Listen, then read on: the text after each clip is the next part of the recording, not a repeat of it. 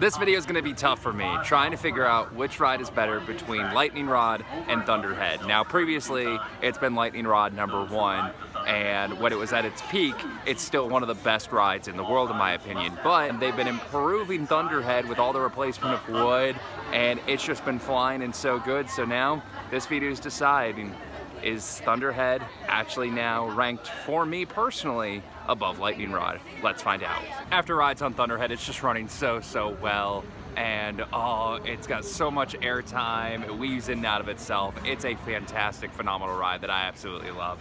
And the thing that's the best about this is, a few years ago, this was dropping so far down the list of wooden roller coasters. It used to be my #1, and then it just got so rough. The money wasn't invested into it to keep it going well, and they've done the retracking over the past few years, the new wood. It's been so fantastic, and I'm so glad that this ride was treated right. This is how you treat a wooden roller coaster that's intense and fun, and it creates a phenomenal riding experience.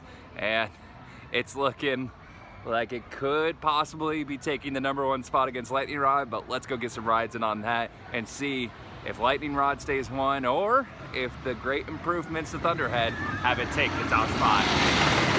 Whether Lightning Rod is still better than Thunderhead is still up for debate, but there is no question Lightning Rod is not as good as it was in its first glory. The intensity is gone over the top of the hill because they had to remove the top fins from the launch, as I've discussed before. That video is in the description below where I go through all the Lightning Rod recap, and also getting a statement on why the ride was actually closed for such a long period of time.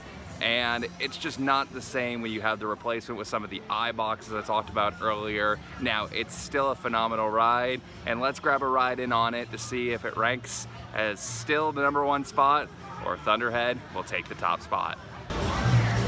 When choosing the #1 roller coaster, there's so many thoughts that have to go into it, and it's really tough because the quad down is still phenomenal. My favorite part is still that where you almost go inverted but you whip around through. I absolutely love that part, but Thunderhead is so good. But no, Lightning Rod is still #1 for me, but it's narrow. It used to be a huge gap, and maybe it's my RMC bias, but I absolutely still love this ride. I wish it was still the way it used to be when you got thrown over top the dolly, but that's gone. But the quad down is just so amazing. There's so many incredible parts of this ride. You fly in so many sections, and the airtime, the ejector air is just fantastic, but it's real close with Thunderhead. Maybe it'll be swayed another time, and if another decrease happens to Lightning Rod for whatever reason, it probably would drop it below. But the fact that a ride has gone down a little bit and Thunderhead has just been improved and taken care of for the last few years and has just shot up and is running so well despite its age, just shows you how great of a ride both of these are. So you gotta check out Dollywood. But I still have Lightning Rod #1, Thunderhead #2.